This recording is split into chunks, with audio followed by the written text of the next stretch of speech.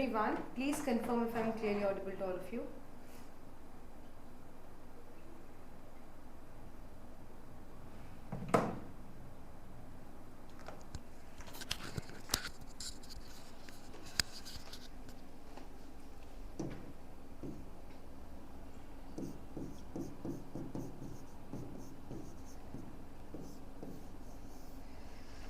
Please confirm in the chat box if I am audible to all of you.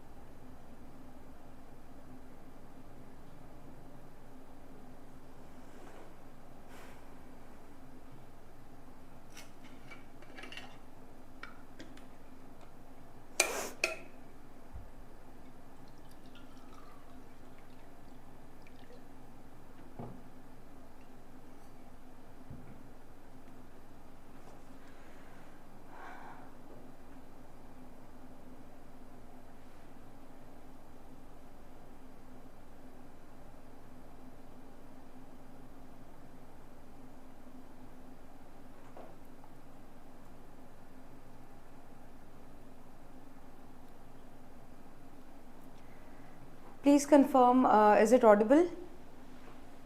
Are you getting my voice?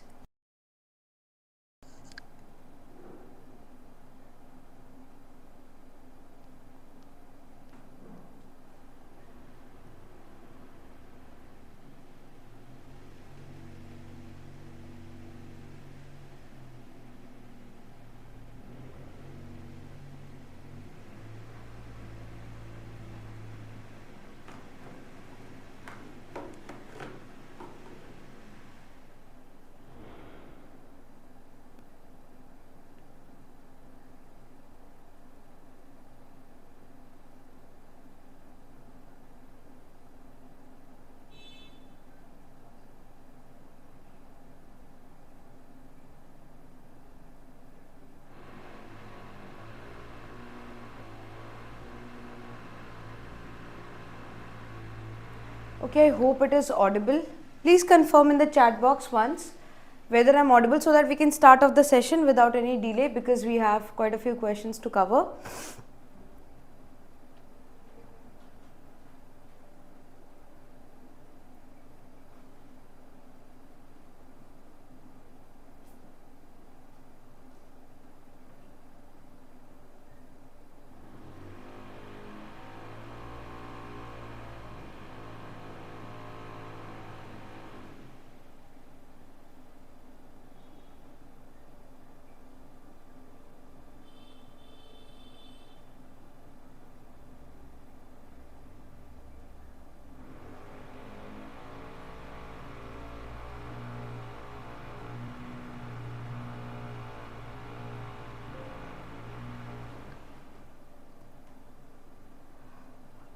Okay, I assume it's audible. Just give me a minute.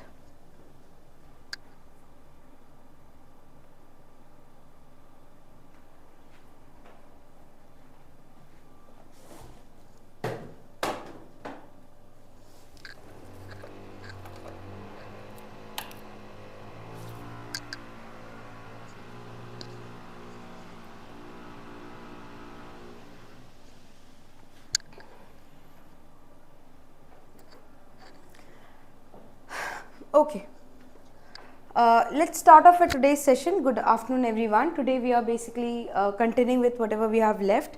In the previous two classes we have gone through multiple questions of your DDA past question paper. We are looking into your DDA Assistant Architects question paper 2019. Now we have completed quite a lot of the questions. We are left with a few, around 20-25 questions we are left with. So we are going to continue with that. Okay, so starting off, in the previous class we had completed till question number 55, if I am not wrong, till question number 54. Yes, that was the last question. So in today's class we are going to continue from question number 55. So what does question number 55 says? A vault over one bay divided by diagonal ribs into four parts. Let me just. A vault over one bay divided by diagonal ribs into four parts is called quadruped foil vault, quadripartite vault, sixpartite vault, rib vault, or fan vault. This is quadripartite rib vault. Okay, just a second. There's a little bit of. It is known as quadripartite vault also. It is known as quadripartite rib vault. So they are asking that sometimes what happens that when you have a vault, and if that vault is basically divided by diagonal ribs into four parts, then what is it called? It is known as quadripartite rib vault. If it is divided into six parts, then it is known as sixpartite rib vault. Okay, so you have to remember these names. Quadripartite rib vault is what? Let's say you have a vault something like this, like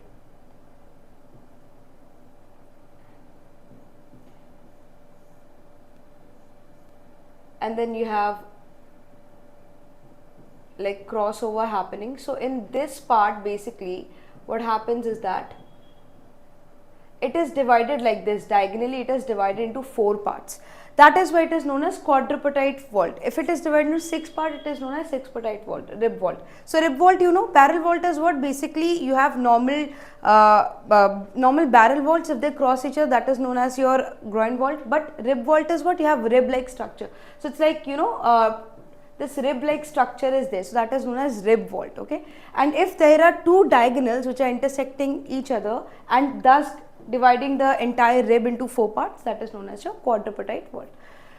You can look at the images to get a clear idea or to get a better idea as to what is quadripartite vault and what is a sixpartite vault. Fan vault is basically fan kind of thing. It's like fanning on the top. Okay, so it's the vault is going and you know it's like creating a fan kind of a structure on the top. That is known as fan vault. Okay, when are vernier dimensions marked in the same direction as that of main scale? So vernier scale, you must have heard about vernier scale in your physics in class 11-12. We do experiments with the help of vernier scale. So they are asking that in which, you know, when are the vernier dimensions marked in the same direction as that of main scale. So in surveying, what we do is we have a main scale. This is a main scale. There are dimensions on the main scale. Okay. And on this main scale you have a movable vernier scale. So this is a vernier scale, and in that vernier scale also there are few dimensions, there are dimensioning which is done. Okay, so in under which condition is the vernier dimensions divisions marked in the same direction as that of the main scale? It is when the length of one division of the vernier scales is smaller than that of the length of one division of the primary scale. So this is known as your main scale or primary scale, and vernier scale is basically fixed on the main scale and that is movable. Okay, what is the use of vernier scale is basically to get a more accurate you know reading. Let's say you can you know even you can calibrate the smaller division. Let's say this is a division. So you can get an exact, let's say if your length is coming somewhere at this particular point, then you can get an exact point division. That is why we use vernier, to get a more accurate reading. Okay, so vernier scales divisions are also marked in the same direction as main scale when the length of one division of the vernier scale is smaller than the length of one division of the primary scale. So if your vernier scales, one division is smaller than the primary scale, let's say this is main scale or primary scale and this is the vernier scale. When one division is smaller,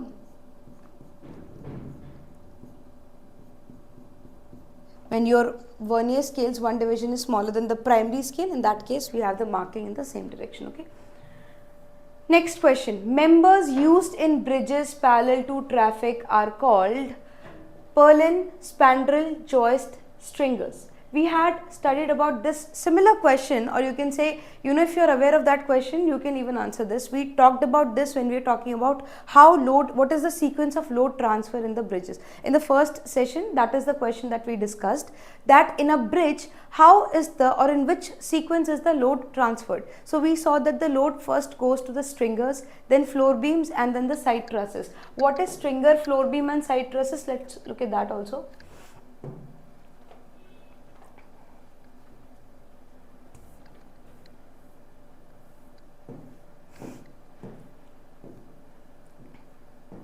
So this green ones, in the image you can see the green ones are your stringers, the blue ones are your floor beams, and this side, this orange one is the side trusses. So they're asking in a bridge which truss or which member is parallel to that of the traffic. So traffic is obviously going to move from in this direction, somewhat in this direction, right? Traffic is going to move in this direction. So parallel to traffic is what? You have stringers. So the answer for this one will be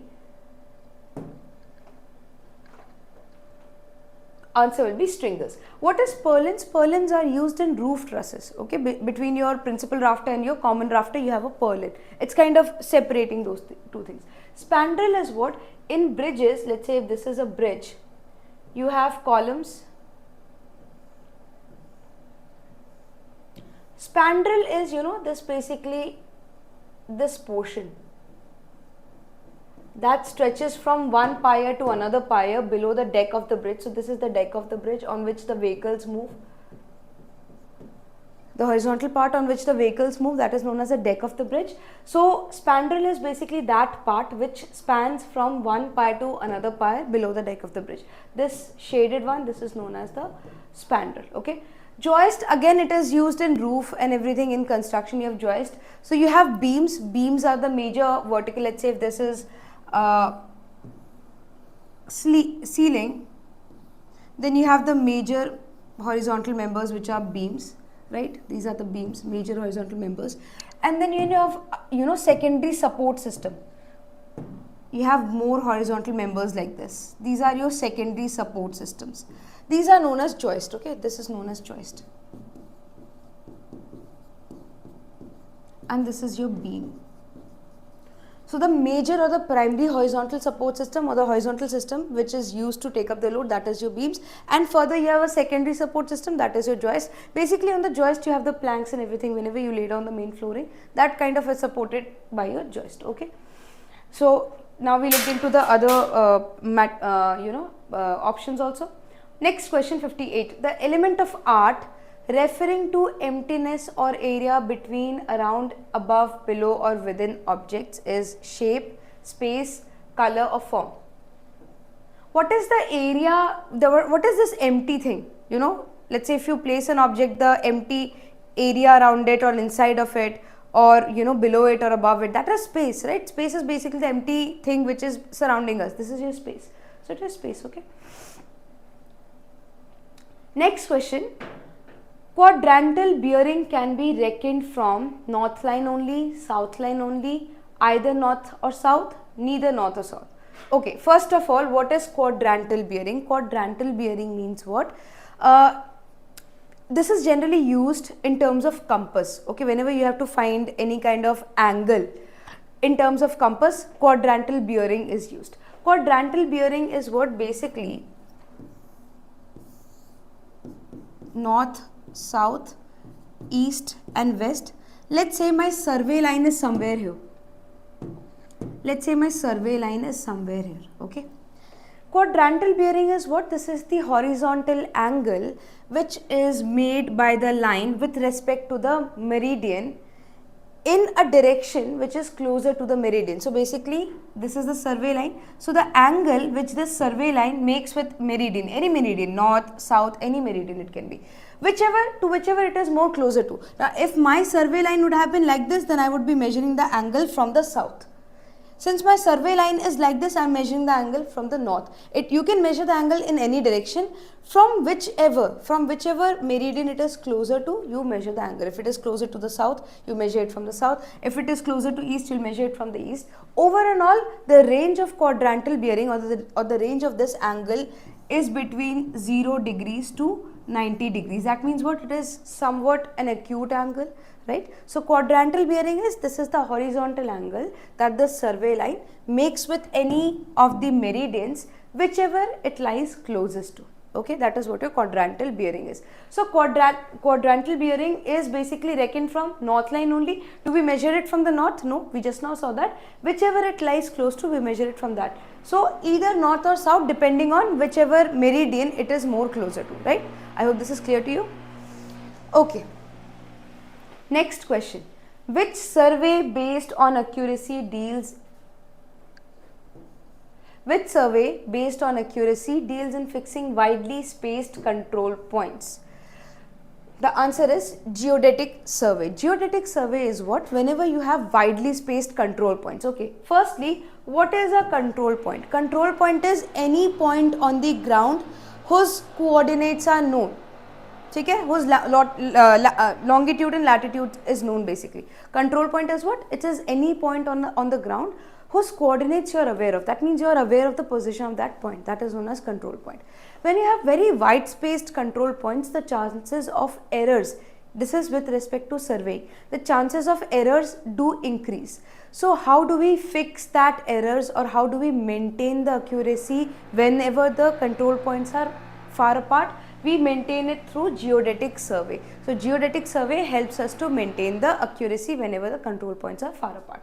Now what is land survey? Let's look into the other options also. See, land survey is surveying about the land. It has got nothing to do with the control points or to maintain the accuracy. Land surveys, whenever you study about the land, that means over the years how the rocks have formed, what are the different kind of changes the land has undergone, all of those things.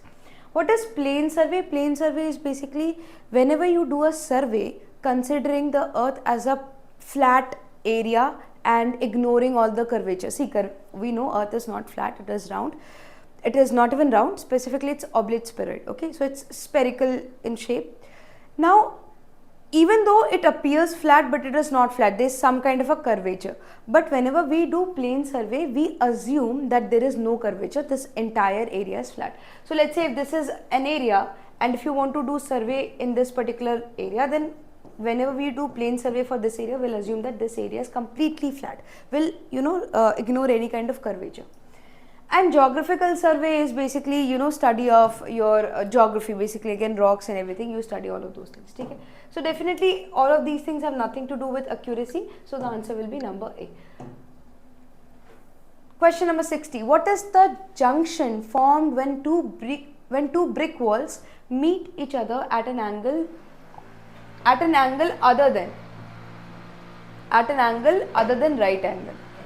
So they are asking, if there are two brick walls which are meeting at an angle which is not 90 degree, then what kind of junction it is? Let's say something like this. This is your squint junction. So whenever brick walls meet at an angle which is not 90 degree or any other angle other than 90 degree, that kind of a junction is known as squint junction. So answer will be this. Okay.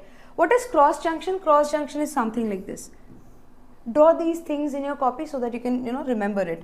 What is intersection? See, intersection basically it's in terms of we don't use intersection term with respect to the joint in brick walls. Okay, intersection generally is used with terms of traffic or with terms of your road network. T junction, something like this. Okay, so squint junction will be the answer for this one. Question number 61. Which grade of pencil is used for drawing center lines and section lines? Answer is 4H. Now, center lines and section lines ke liye we use 3H and 4H. Add this extra information. 3H was not here, fine. But add this whenever we are drawing, we are doing any kind of drawing, we are doing any kind of sheet work. 3H and 4H pencils are used for drawing the center lines and section lines. Okay. 2H pencil, this is used for drawing your dimension lines, drawing your outer lines, drawing your arrowheads. Okay. So this is for your dimension.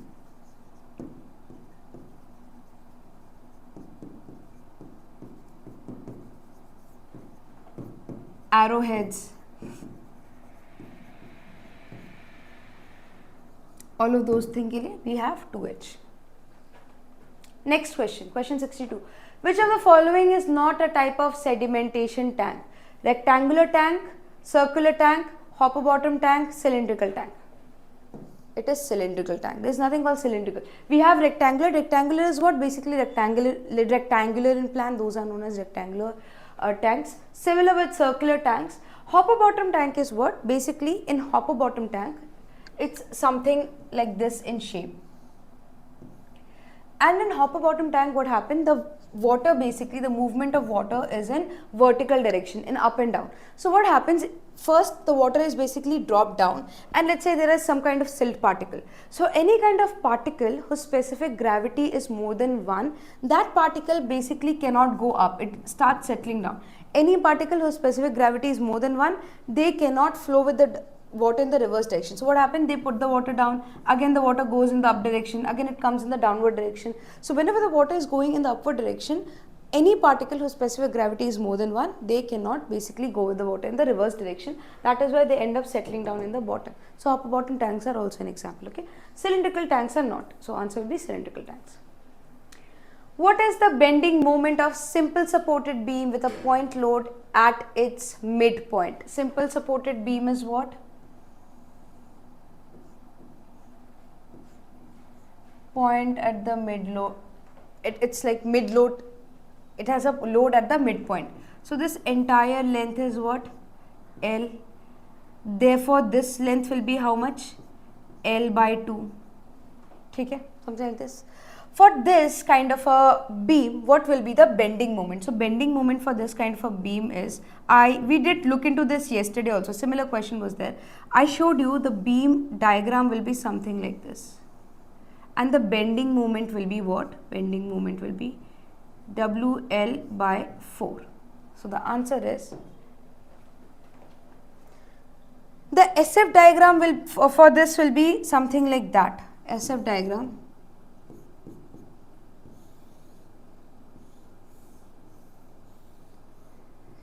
minus W by 2 plus W by 2.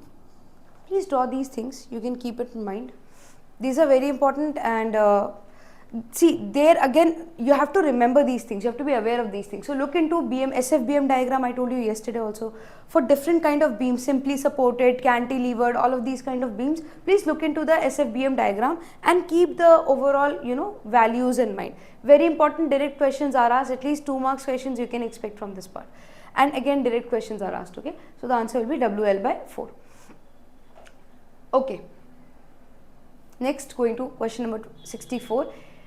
Which of the following is the biotic component of ecosystem? Biotic component, we know ecosystem has 2 kind of components, biotic and abiotic component. Biotic is what? Living component. Abiotic is what? Non-living component. So out of this, which is the living component? Obviously fungi. Humidity is non-living, temperature non-living, solar light non-living. These are what? These are, in the copy only write down, these are abiotic components.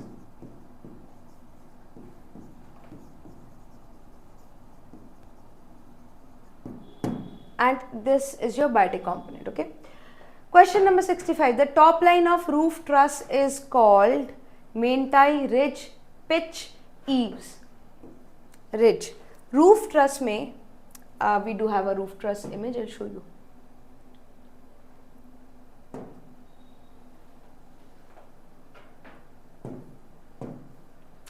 This part is called as ridge. Okay.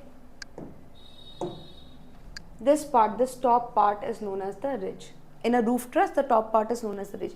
Please look into this image also and remember all the important, parts.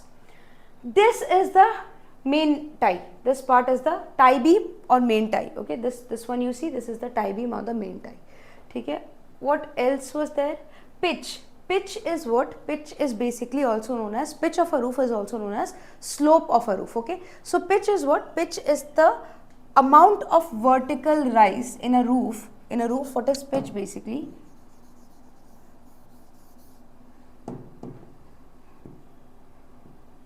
Pitch is the amount of vertical rise with respect to the horizontal run. So this is what? This is rise.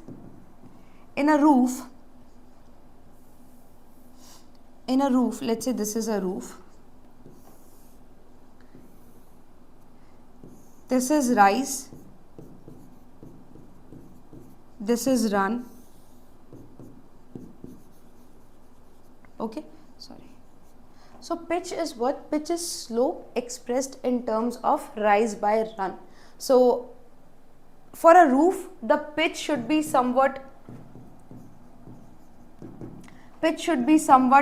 1/4 to 1 by 6. This should be the range of the pitch for a proper drainage, because we need to drain off the water also. So for the proper drainage, the kind of standard we can say, or the range that is followed, the appropriate slope for a roof should be 1:4 to 1 by 6. Okay.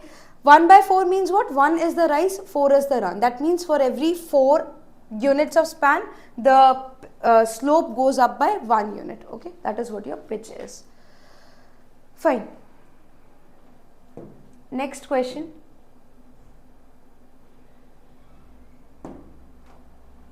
And eaves is what? Basically, let's say this is a house, this is the pitch, this extra overhanging, this extra protruding, this extra part of the roof which is basically, coming outside the wall, kind of providing as a protecting element to the wall, that is known as your pitch.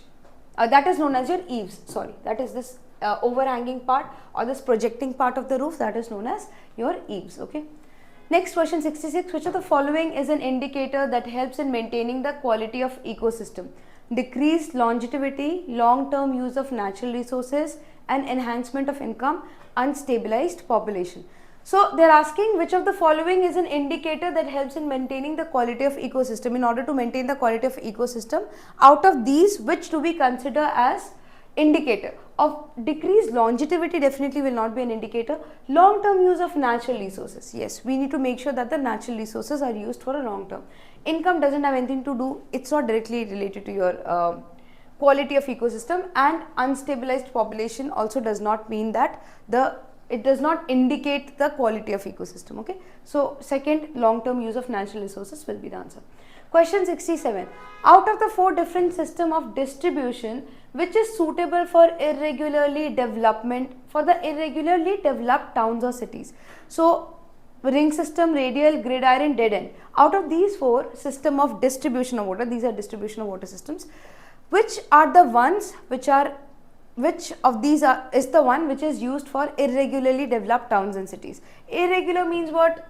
Random, inorganic kind of development. Okay, that is irregular. Definitely ring system cannot be used because it is irregular, it's not ring. Ring can only go up to, basically it can only follow the ring kind of a system. Simultaneously, radial system can only be implemented on a radiocentric kind of a town. Gridiron system can also only be implemented on a gridiron pattern. Gridiron cannot be implemented on a radial pattern. Let's say if a town is designed in radial or radiocentric pattern, gridiron planning or gridiron system cannot be implemented. Dead end system is the one. Dead end means what? Let's say you have a main pipeline, and from this main pipeline you have the sub pipelines which are connected to the different households. So it is basically depending on wherever you need the pipelines to go, you can lay the pipelines. So dead end system is the one that is used.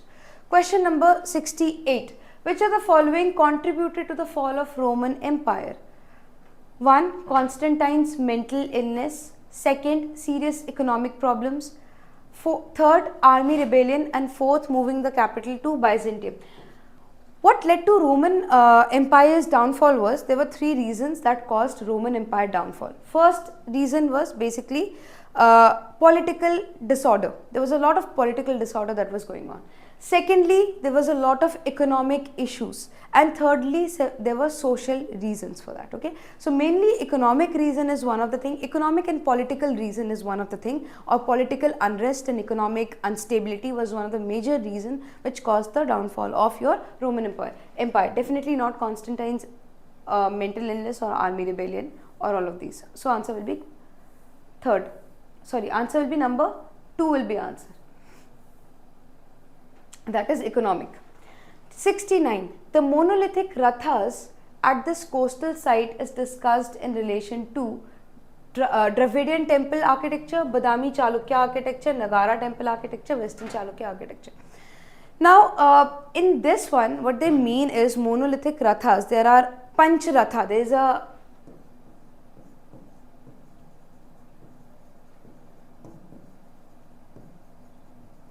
which is also known as Pandav Ratha.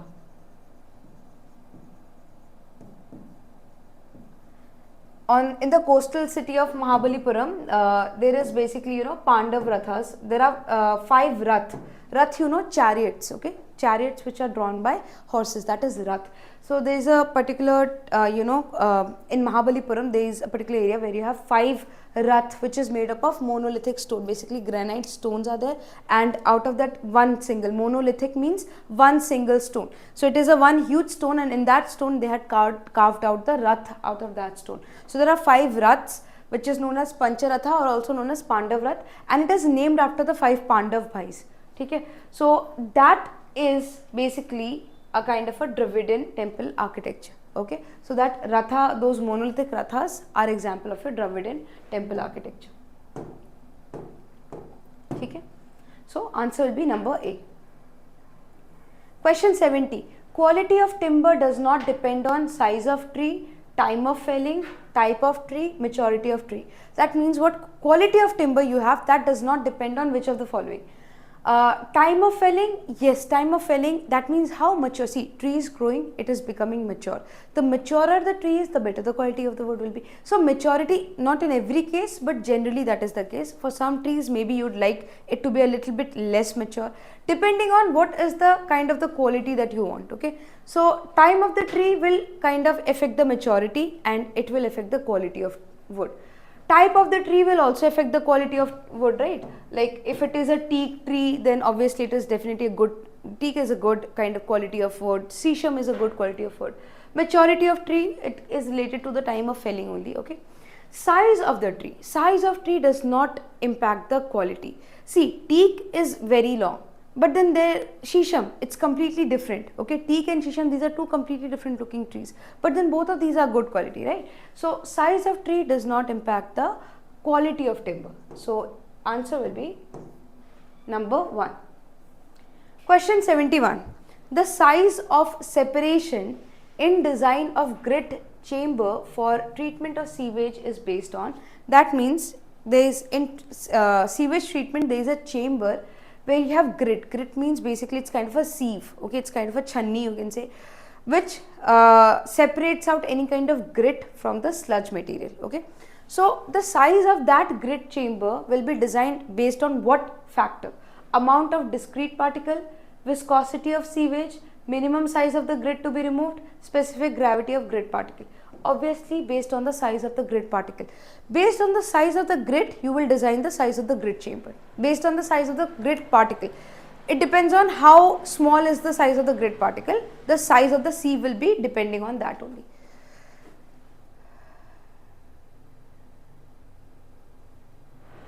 Please clear Western Chalukyan.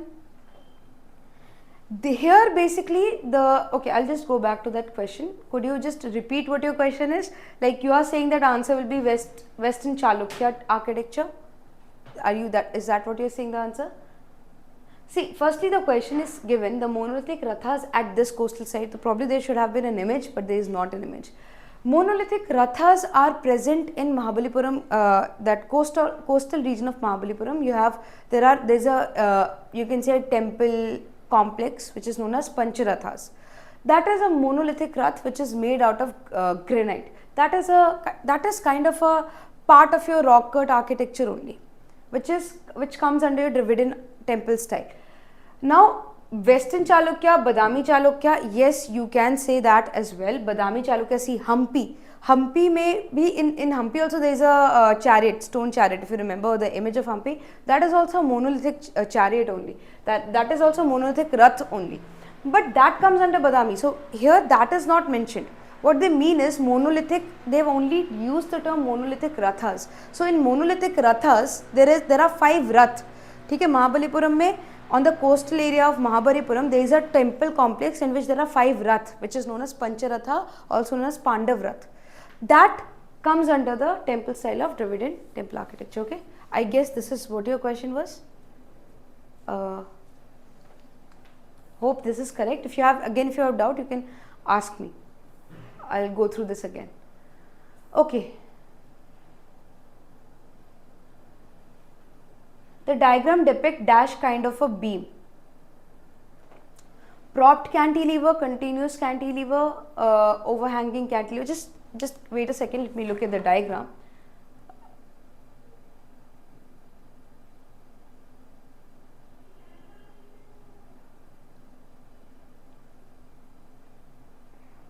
Okay, this is what the diagram looks like. Let me draw the diagram for you.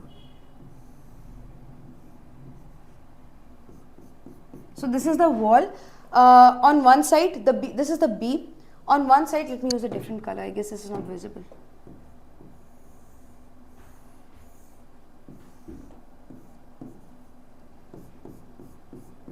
Okay, I hope it is visible now. So this is the wall and this is the beam. The beam is fixed on one side and on other side it is simply supported.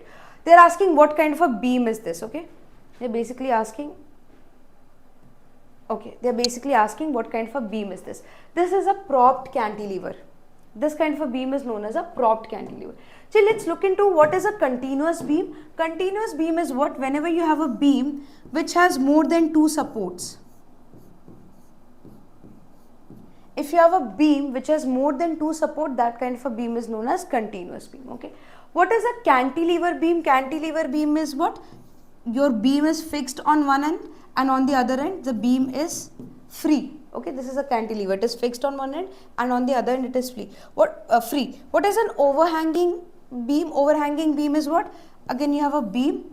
It is simply supported, but on one side, one of the edge is basically overhanging. So it is supported, let's say it's supported on two ends, but on one end the beam is a little bit extended outside beyond the support, kind of overhanging.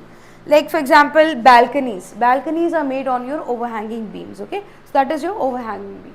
I hope this is clear. Fine. Next, question number 73. At what angle does a ridge line intersect contours? Ridge line contours are something like this. You must have seen in topographical sheet. Okay. Just let me erase this and I will just draw again. Okay. Contours are something like this. Okay. This is what your contour line looks like. And this is what your ridge line looks like. So ridge line intersect the contour lines at your 90 degrees. Okay. Ridge line always intersect contour lines at your 90 degrees. Remember this. Next pointers. Blue and orange are dash colors. Blue and orange are what? Blue and orange are complementary colors. Then what is analogous colors? Let's say you have a color wheel. In a color wheel you have multiple colors. Like this you have multiple colors. The colors which are, placed near to each other on a color wheel, those are known as analogous colors. That means colors which are next to each other. Let's say we have red and we have orange. And in between you have red, orange. So these three colors are known as analogous colors because they are placed they are placed next to each other on a color wheel. Okay, that is your analogous colors. What is secondary colors and primary colors? It's red, blue, yellow. That is primary colors. And then you have the secondary colors. So blue and orange, they are on the opposite side of the color wheels. Colors which are on the opposite side of the color wheels are known as your complementary colors. Okay. Next, question number 75. Efflorescence of bricks is due to alkalis present in clay. Okay, let's not read the options. Let's try to understand what efflorescence is. Efflorescence is what? In a brick,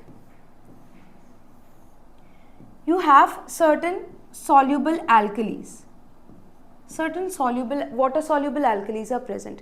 So whenever you have brick, let's say whenever water enters the brick, let's say the water enters the brick and it comes in contact with this water soluble alkalis, what happens? These water soluble alkalis, they get dissolved in the water which is present in the pores of the brick. Okay.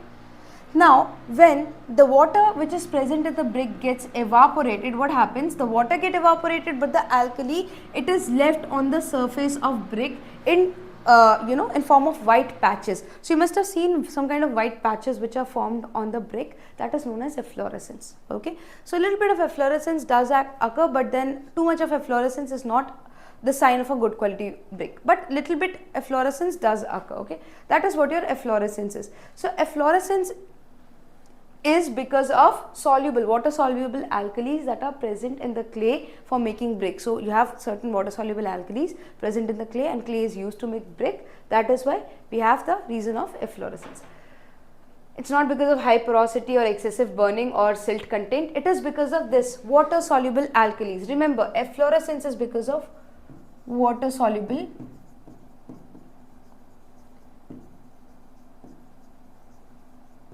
alkalis. Okay. Number 4, excessive, question number 76. Dash shape of frame offers great rigidity. Rectangular, triangular, trapezoidal, square. See, we know one thing, triangle shape is the most stable. You all are architects, you must have heard about the geodesic dome, which was kind of constructed by, or which was designed by a Buckminster Fuller. In geodesic dome, it is basically made up of triangular shaped lattice structure. Triangular shape is very, very stable. Okay, one of the most stable shape is your triangle. So triangular shape of frame, that will provide the most stability as compared to any other shape. Fine. Question 77. Refractory means material which can withstand prolonged temperatures of 1580, material which can withstand temperature below 1350 degrees centigrade, material which can withstand action of acid alkalis, or material which can withstand temperature from 1350 to 1580. See, refractory means what? Anything which can withstand a high amount of temperature, those are known as refractory. Refractory bricks are there which can actually withstand temperature above 1580. So the answer will be refractory means what? Any material which can withstand high amount of temperature, almost prolonged temperatures of 1850, right? So this is a standard, remember it, keep it in mind. Next, question 78. In surveyor compass, the bearing observed can vary from 0 degree to 135 degree, can vary from 0 degree to 45 degree in quadrantal bearing system or are in whole circle bearing system. See, in surveyor compass, I just explained to you, compass means you have what? You have north, south, right? Any kind of bearing means what? Horizontal angle. See, any kind of horizontal angle that we take, it's quadrantal basis. If the line is here, let's say if your survey line is here, it is close to south, it is close to the south meridian. So this angle will be measured, the angle will be measured from the south, right? If it is somewhere here, the angle will be measured from the north. That is your quadrantal bearing system. That is the bearing system which is used in your surveyor compass. What is whole circle bearing system? Whole circle bearing system means you measure the angle starting from north in the clockwise direction. So if your line is here also, you will not measure it from south. You will measure it from the north in clockwise direction. That means making a whole circle, okay? Wherever your line is, you will start measuring the angle from north in a clockwise direction in case of your circle bearing system, whole circle bearing system, okay? So here it is written, whole circle bearing system, okay? So in surveyor compass, the kind of bearing system that we use is quadrantal bearing system. I hope this is clear to everyone. With this, we have come to an end. There are actually, there is a little bit of numbering mistake. After this, we have your aptitude, general knowledge kind of questions. 78 questions, in the sense there are 80 questions only. There was a little bit of a mistake, numbering mistake in between, and one of the questions was in Hindi. So except those two questions, we have covered everything else. GK and all, you can go through your multiple previous year questions for your DD and everything, and from that you can study your GK current affairs, keep a little bit of idea about your different current affairs which is going on. For example, on 14th we had the Chandrayaan, which launch was there, Chandrayaan 3 launch was there, so keep in touch with the recent updates, everything which is happening, okay. With this, we are done with your DDA Assistant Architect 2019 question paper.